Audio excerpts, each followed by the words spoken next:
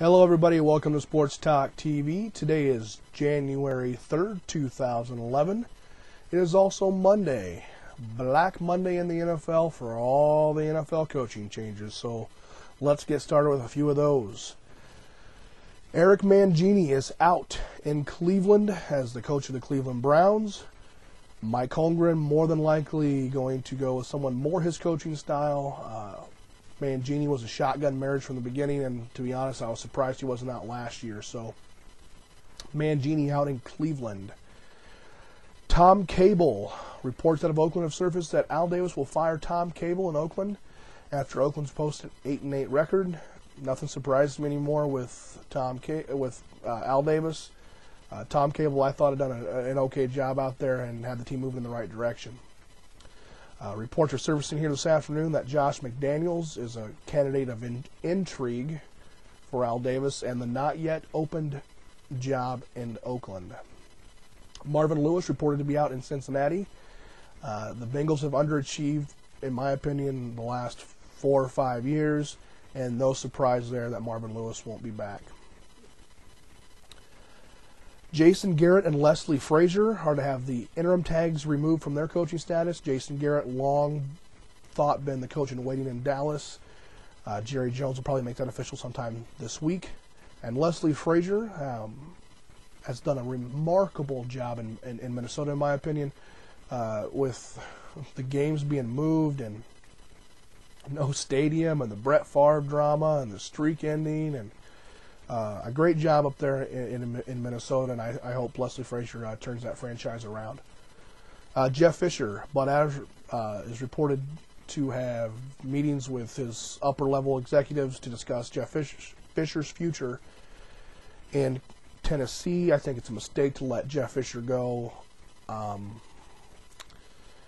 There needs to be changes in Tennessee, but Jeff Fisher's done a lot with not a lot of talent in Tennessee, so I think it'd be a mistake to let Jeff Fisher go.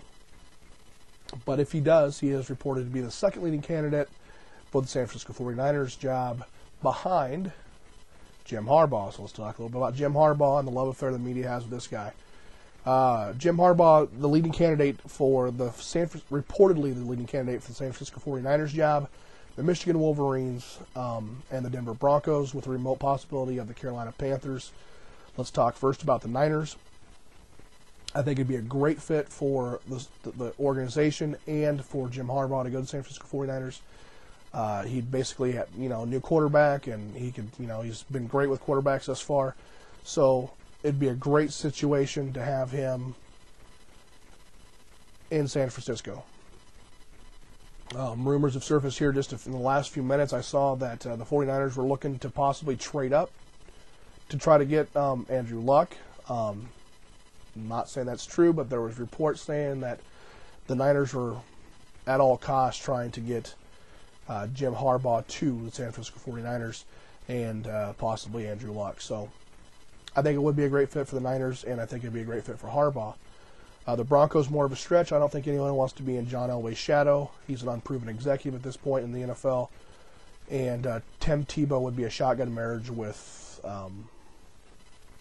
Harbaugh. So not sure how that'd play out. The Panthers, the talk obviously with the Panthers would be they could draft Andrew Luck and bring in Harbaugh.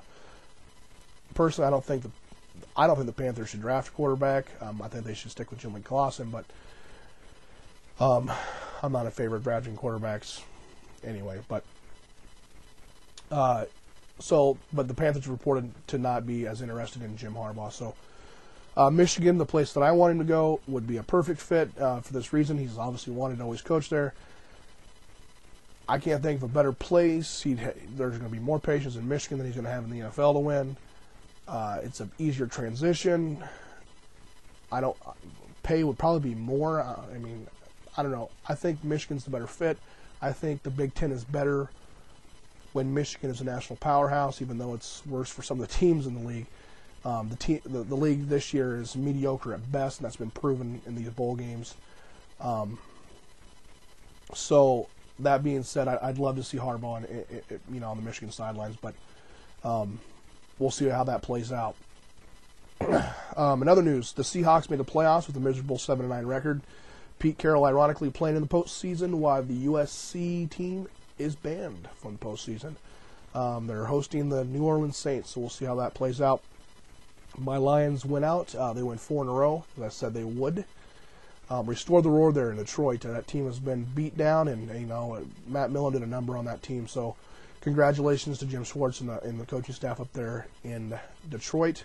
And I'm on record. I told my buddy Tim Willis, I'm telling you, next year, 13-3, maybe 12-4.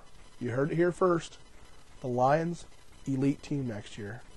They were just a few plays away from being 8-8 and 9-7 this year. So let's be honest. It can be done. So, but I am biased. I'm a Lions fan. There's always next year. So that's most of the NFL news. Big games tonight on TV. So make sure to watch the bowl games. If you haven't signed up for Sports Talk TV yet, you can do so at www.sportstalktv.com. It gives you instant access to some great blogs, polls you can vote in. We have a weekly trivia night. Cash prizes are awarded for activity on the site. So, be sure to sign up today. Again, that's www.sportstalktv.com. Love to see you there, and we'll see you again tomorrow. Thanks, and bye-bye.